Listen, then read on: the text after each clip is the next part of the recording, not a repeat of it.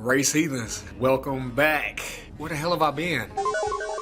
It's been an entire month since part 2 of the Supercharger build, and it's been too damn long. But there's a reason for it. So I appreciate you guys for being so patient. And dude, the channel's blown up quite a bit since the last video. I think we had around 100 subscribers the last video, and since then we have over 1,300 subscribers at this point, which is amazing. Part 1 and part 2 have really taken off. I think one has like 12,000 views, the other one has like 8,000. A couple of shorts have really taken off. So I appreciate you guys for all of your support, for your patience, and we're gonna get to it in this video. So really quick before we hop into the video, what I want to do is kind of explain what's went on. So at the end of part 2, as you guys saw, there was a fuel line leak. Hold on.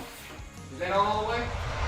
Smell gas. And so, you know, I had to leave the cliffhanger to bring you guys back, but there was a fuel line leak, and honestly, it was a blessing in disguise, because if I would have started that thing, I probably would have jacked everything up. So a couple of things happened. Once we saw the fuel line leak, we didn't start it. My mechanic Chad called me out of the blue, and he wasn't supposed to be able to get me in, you know, for an entire month. And he got an opening, and I have a lot more mods that were going on to the car. So, you know, I'm gonna talk about that on my way to go pick up the car in this scene you're about to see after this, and I talk about all the mods. We're talking about a cam, a torque converter, a gear, the supercharger, all that stuff. So with that being said, I wasn't really thinking that I was going to put this on just for him to take it right back off, but it was a blessing in disguise, because honestly, that fuel line leak, if that didn't happen, I would have started it.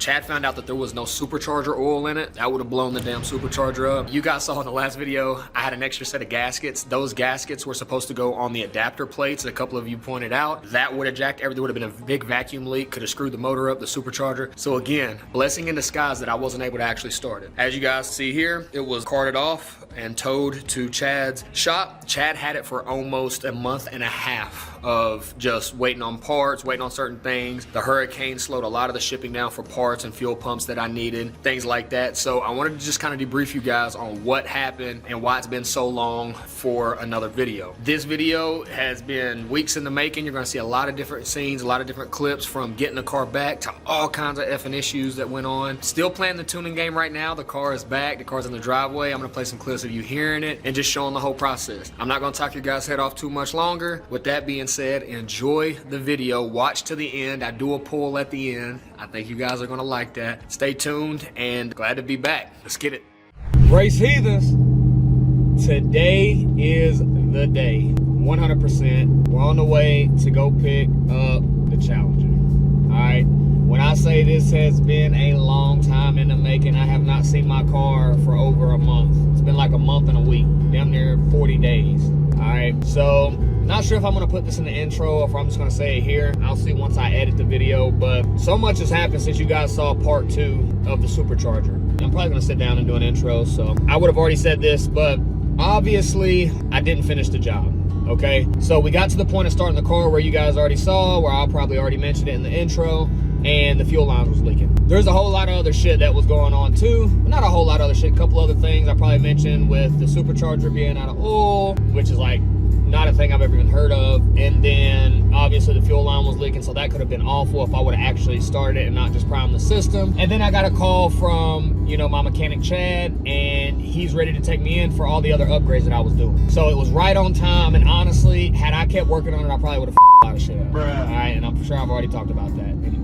But we're on our way now to go and pick it up. I'm super excited, man. I had so much done to the car. Cost a lot of damn money, but it's what I wanted done. And what's crazy is, for the price of my 2022 Challenger, the black one that you guys saw in one of my first videos, for the price of that, I was able to get all this shit done, right? And still only be $2,000 more than what I bought my black 2022 Challenger RT Plus in cash for. All right, so I'm just gonna go ahead and say all this stuff that I got done, and then we can elaborate on it, and I'll make separate videos on each item. So here's all the things that I had done to my car. Obviously the supercharger. I had the supercharger put on, the new pulley, the 2.85 Metco pulley, all the coolant system, the heat exchanger, all that stuff. I did most of that, and then obviously I took it to Chad. He took it all off because I got a cam upgrade as well. I cammed my car with the Tomahawk, the Flying Around Performance Tomahawk 2.0 cam kit. All right, new valve springs, you know, stronger head bolts, all that stuff that came in the kit, gaskets, I got it upgraded. All right, it's pretty much the max effort stock pistons and push rods and stuff that it can pretty much take. All right, that cam kit cost me around like $2,400 and it sounds amazing.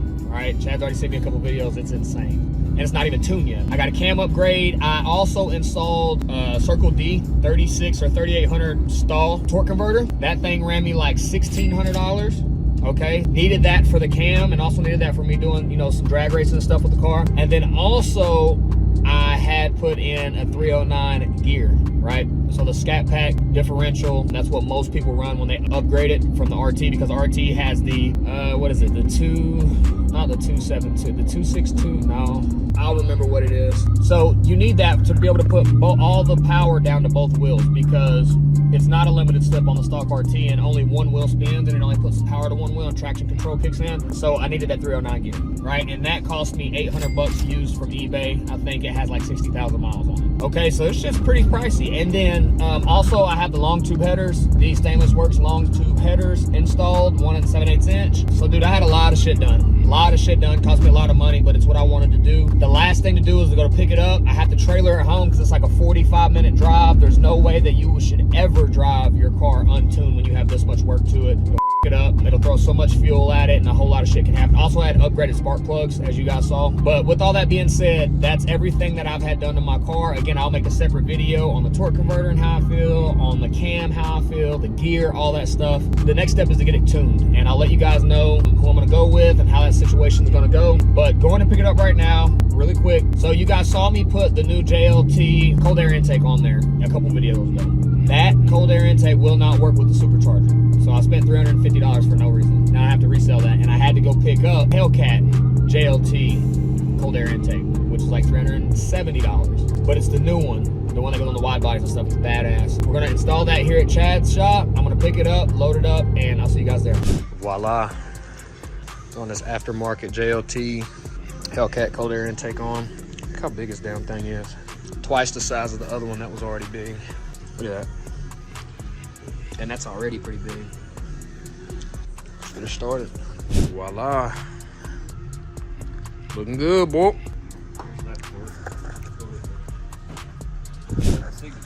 Well, Mr. Yearwood. Yes, sir. Appreciate you, man. Long time in the making. Thank you. I'm saying, boys and girls out in Maryville, we locked and loaded. Time to go get this tuned. Get this thing rumbling and bumbling.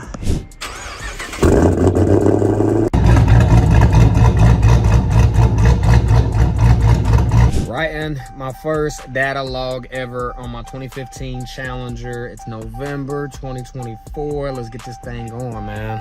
Once you get it going, it's cool, but you just gotta learn all this shit. All right, guys, let's do this thing. So I'm gonna hit record on here for the first log. I've already sent my base tune out. Cool. And now we're gonna start this thing. All right, we're live. This thing is all over the fucking place. I'm gonna tell you that right now.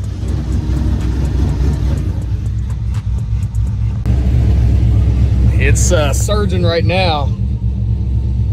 I'm logging it, and this is why it's so important to get your car tuned. It just died again for the 3rd time, so. All right, guys, so right now, I know it's a little choppy in the video, but I'm just trying to track everything. It is losing idle, and I'm trying to give it a little bit of gas to keep it going so I can get enough data logging for my tuner, which is Reed Performance out of California. You hear right there, it tried to die, so. That's what I'm doing right now. This is what's going on. First data log. This is kind of crazy. Coolant temps around 156. Oh, it died on us. Round 2. Second data tune or data log in with his tune. I have my second cylinder 2 is misfiring right now. I think it's because I broke the clip off the coil pack and it's not seated properly. That's the only one with a broken clip, so that's probably why, but it is showing a misfire, so it is keeping an idle right now though. Chupacabra. All right, guys, so update from last night. As you guys saw, I was data logging and we came across an issue. Cylinder number 2, which is in the front right here, was misfiring, right? So as my beginner mechanic knowledge tells me, and checking with my actual mechanic Chad, it can mean a few things. Number 1, it could be the connector. Now this connector here does have the missing red piece that I broke off, but I don't think it's the connection. It's seated in there pretty well. If it's not the connector, it could be a coil pack. So what I do, I went down the road to AutoZone and got a coil pack. Cost me like 38 bucks or like $42 at AutoZone. We're gonna try that out. Although I could have took one out of my 5.7 Hemi over here with the same exact engine, $2,500. We're gonna see if it's the coil pack, and then I have another spark plug. I'm gonna check the spark plug, see if it's it. Maybe it's not gapped right, something like that. I'm really hoping it's that, because I can put this in there, put the new spark plug in, and if we fix it, then I can finish getting it tuned today, which is on a Friday. And then we get the tune right, we do some pulls and stuff, we can take that thing to Cars and Coffee at the racetrack on Sunday and do a couple of races. If it's not this, then that likely means that it is a fuel injector problem. Fuel injector problem right here on the Hellcat, or on the Supercharger. And with that being said, I'm not messing with the fuel rail. I'd have to undo the fuel rail. Those O-rings can swell up and have to keep them lubricated. I'll have to take it back to Chad and trailer it, which I hope it's not that. So we're gonna try this out, hope this works, hope it stops. Because how we're knowing it's a misfire is because it keeps stalling after about 3 or 4 minutes idling, it dies, and then it's reading up the code. So I'm gonna install this and see what happens.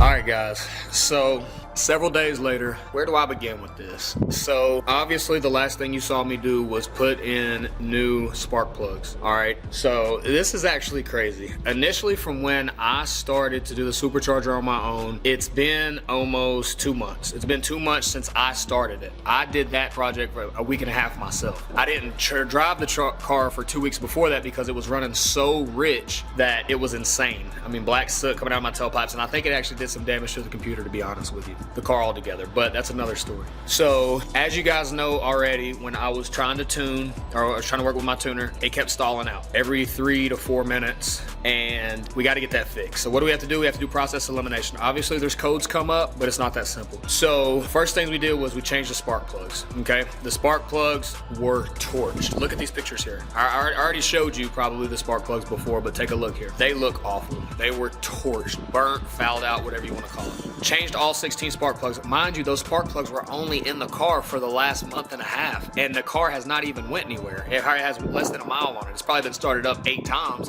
but I spent $250 on those iridium spark plugs. That was stupid. I didn't have to put NGK iridiums in there. It could have went cheaper. Just make sure they're gapped properly. They're like 0.27, 0.28, or whatever the application is. Changed out all the spark plugs again. I just changed them out a few days ago, okay? That didn't fix the problem. Also changed out the O2 sensors. The O2 sensors, take a look here. Torched. And mind you, those O2 sensors were also just changed out when Chad had the Challenger at his body shop, right? So my mechanic just changed those out. They're already fouled, right? It's running so rich. And I know what you're saying, hey, use the tuner, have the tuner fix it. The tuner can't fix it until we can get an idle on this thing. If you know anything about tuning, you have to get a base idle for a foundation before you start doing 0 to 20 pulls, 60-foot pulls, wide open throttle, all that stuff. You have to at least have an idle. Okay, so I replaced the spark plugs, the O2 sensors. It's not it. So the third thing and the most expensive thing is we're gonna try to replace the fuel injectors. If you know anything about fuel injection, that fuel injector, if you have a faulty one or a dirty one, it can cause your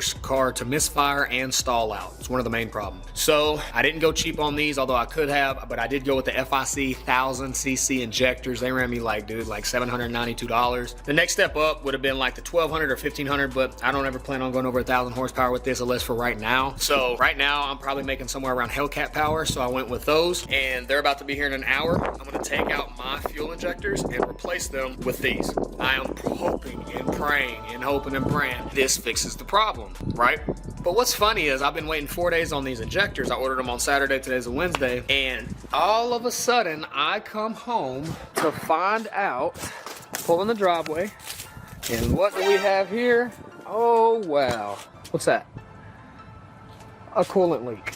Literally, I can't make this up. I'm about to switch out these injectors and we got a coolant leak. I saw where it was coming from. It's from the radiator hose. So the radiator hose, I'm sure with the motor and the cam and all that stuff coming out, it's been notched, something's happened. Don't ask me what that is back there, we're gonna get to that. But I got a radiator leak right when I'm about to switch out the injectors. Awesome. So now even if we get the problem fixed, now I have to get a new radiator hose, clamp it, all that stuff. So this is why the video has taken so damn long. If it's not one thing, it's another. I told you in the beginning of the video, this is not a beginner thing, okay? Of course, out of 5 being a master mechanic, I would say if you're at least like a 2.5, you could take on something like this. But as I'm a complete and total beginner, I don't suggest it. And again, I don't have self-limiting beliefs. I'm not saying that you can't do it, but I'm saying if you're a newbie and most I ever did was an oil change, running relays and all this stuff, listen, take it to a mechanic. All right, and even though I took it to a mechanic, you see, it can still be more issues and more problems. All right, just because you take it to a mechanic doesn't mean, even if they're a good mechanic, thing happens, shit happens. You're gonna have to spend more money, right? And with these newer generation cars,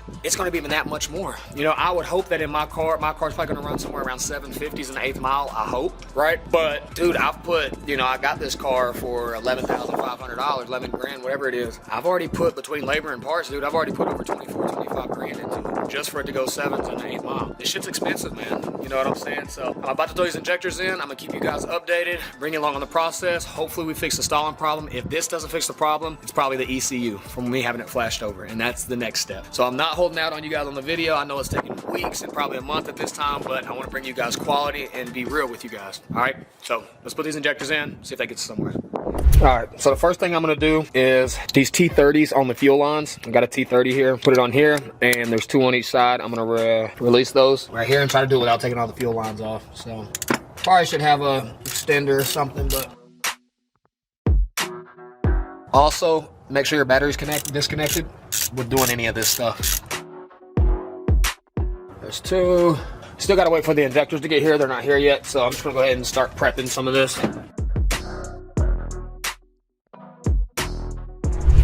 Okay, next day.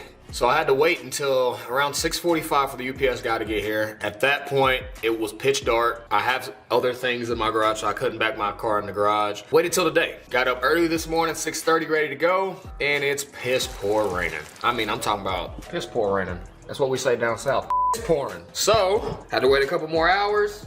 Look what we got.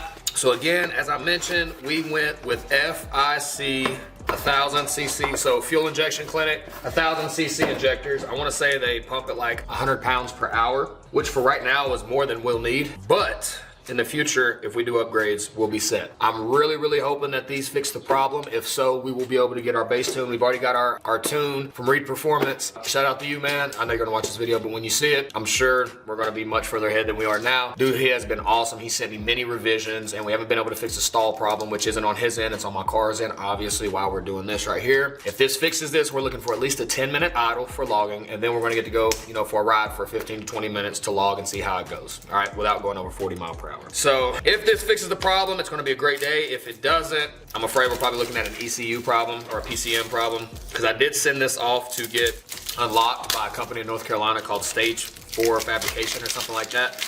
Recommended by Burn with Crash and Burn YouTube. Check out his YouTube. Obviously, the guys helped me most of the way on this. And yeah, that's what it will be. I'm gonna reach out to them, see if they know anything, but let's not count our chickens before they hatch. Let's take a look at these injectors, expensive ass injectors. See what we got, and this is what they look like. All pretty beautifully packaged. Yeah, they look awesome. By the way, my injectors didn't look bad at all. My injectors actually look pretty new, which is what scares me a little bit about these going in, is that mine didn't have any, like, they didn't look dirty, they didn't have any nonsense on them, there was no crud, no corrosion, anything. So let's go put these in. I'm not gonna film it again because it's not a tutorial. I showed some of it earlier, but I may do something wrong. I don't want you guys picking up on my bad habits. Like I said, I'm no master at this. I'm a beginner. So pretty straightforward. You know, you go through, pop open the red clips. Once you pop the red clip up, attach to the injector, you gotta push the little black pin inside to take it off. Don't try to yank it off, it's not gonna come off. Be like me and break something. Squeeze it, take it off. Once that's done, put rags under there. Take your fuel rail off after you take the T30s off. So take the T30s out, screws, 2 on each side. Take the fuel rail off, put rags under it. Then pop the red things up or whatever, vice versa. And then you can take the injectors out, lay them in order, put some oil around the O-rings on this, that way they don't swell up once they go in. Pop them back in, and we'll see how it goes. All right, I'll bring you guys in when I tune. All right, guys, injectors out, old ones out. I'll number those. Maybe even get them flow tested, I don't know. But new injectors in, completely done. Put the new injectors in, put the oil around them, slipped them down in there. Had to make sure I had some towels under there in case the gas was leaking a little bit. That back one gave me a little bit of issue, but maybe it took me, if we count yesterday and today, all together, probably took me like 45 minutes to an hour, just because I'm a newbie. An experienced person probably take 20, 30 minutes, but they're all in. It's time for the truth. I'm a little nervous just because this is taking so long. It's been one thing after another. Coolant isn't leaking super bad, but it is leaking, but it's time to start it up. I damn near don't want to. I'm gonna load up this new bass tune that Reed sent over. I'm gonna let it go. If it goes for 10 minutes, we're gonna give it a drive. If it doesn't, we'll see. So I'll bring the camera in, and the next time you see it, we'll know if it's running or not. Okay guys, y'all are gonna hate me. The damn camera, my camera storage got full. I left my camera at home because it was on the tripod, so I used my phone. My data was full and I was not able to freaking record the data log, but I cleared up some space. It's time for revision number 1. Dude, the drive was crazy. I could tell an insane difference. Obviously the RPMs and stuff are all out of whack because it's just the base injector tune. Now we're doing the first revision. What I'm currently doing is going in to HP tuners, and I went under the green on button here, controls and special functions, and since I have a 309 scat pack gear installed, I have to go in and enter in the new gear ratio, obviously because it needs to know what kind of gear I'm running. So I'm going to do that and get on the road. Now before we do this data log, I imagine you guys want to hear that chop, that Flying Rhyme Performance cam kit Tomahawk 2.0.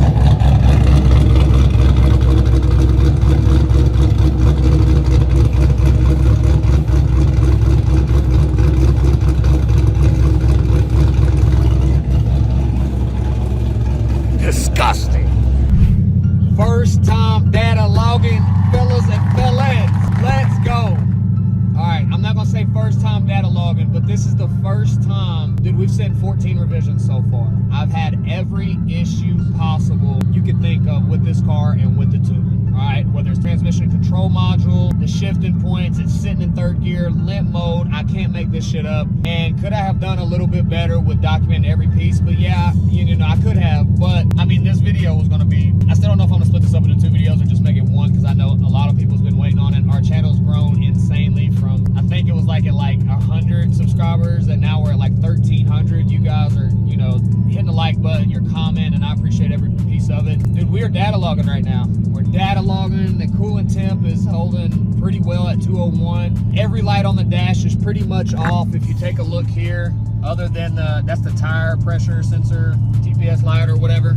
Obviously, because I have different wheels on, that's not going to register. But dude, read performance, man. Read performance, read performance.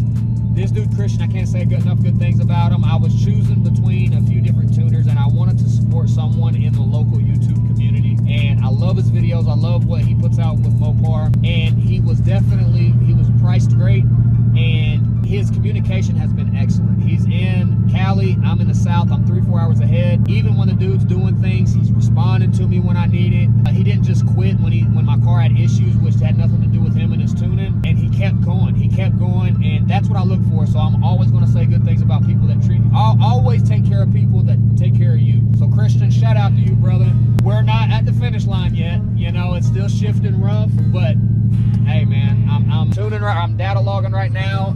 We are so much further ahead than we were. Actually still have that coolant leak a little bit. It's not leaking hardly at all, but there is a little leak in the radiator hose, so can't drive it much. Got to take it to Chad to get that switched over and put my air fuel ratio gauge in it. But just wanted to update you guys. This is where we're at. I don't think you can, let me get a look. Oh, excuse me, you know what I'm saying? Let me calm down. We got it. Oh, I ain't trying to break nothing. My luck, we fuck around below something off the damn, you know, engine or whatever. But you heard the whine. It's a whole different